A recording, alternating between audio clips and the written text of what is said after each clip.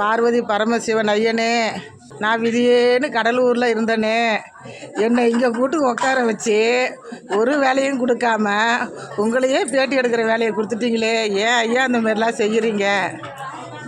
இன்னைக்கு நால்வர் சிலையை பிரதிஷ்டை பண்ணுறதுக்காக நீங்கள் அங்கேருந்து அழைக்கப்பட்டிருக்கீங்க. அவனோட கட்டளை இல்லாமல் நீங்கள் இங்கே வர முடியாது. இது உங்களுக்கு மிக சிறப்பு.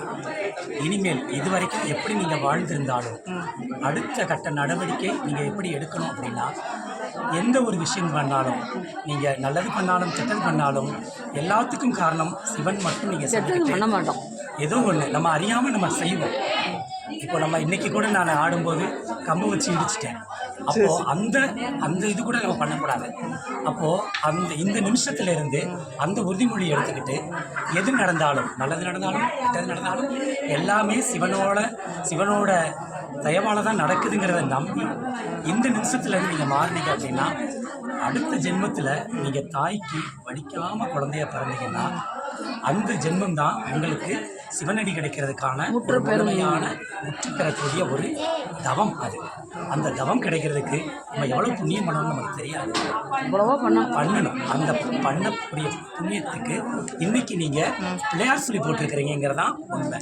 அதுக்காக தான் உங்களை திருவண்ணாமலையில் இருந்து இந்த மண்டல மாணிக்கத்துக்கு அந்த இறைவனே வர வச்சிருக்காங்க. நான் என்ன தான் சாமி செய்யறது? நீங்கள் எதுவும் செய்ய வேண்டாம். என்ன பண்ணினாலும், அதாவது குடும்பப்பற்று இருக்கணும்.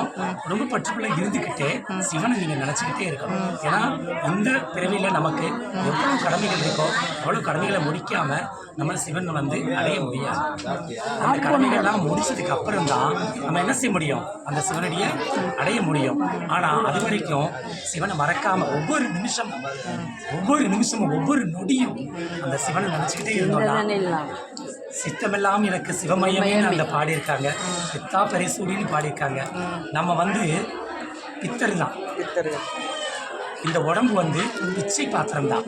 இந்த உடம்பு நம்ம பாத்திரம், அந்த பொருளற்ற வாழ்க்கை. நம்ம பொருளற்ற வாழ்க்கை. ஆனால் பொருளுக்காக தான் அலையிறோம். ஆனால் அந்த வாழ்க்கைக்கு எந்த பொருளும் கிடையாது. எல்லாமே அந்த சிவனடியை நம்ம சமர்ப்பணம் பண்ணிட்டோம்னா, அவன் நமக்கு எல்லா வித பொருள் செல்வத்தையும் இல்லை, எல்லா வித செல்வத்தையும் நம்ம கொடுப்பான்.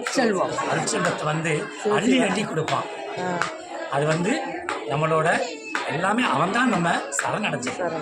என்ன கஷ்டம் வந்தாலும் தானப்பா நடந்தது அப்படின்னு நீங்கள் சொல்ல ஆரம்பிச்சு, எந்த ஒரு கஷ்டமும் உங்களை பாதிக்காது. நீங்கள் இனிமேல் கஷ்டமும் பட மாட்டீங்க.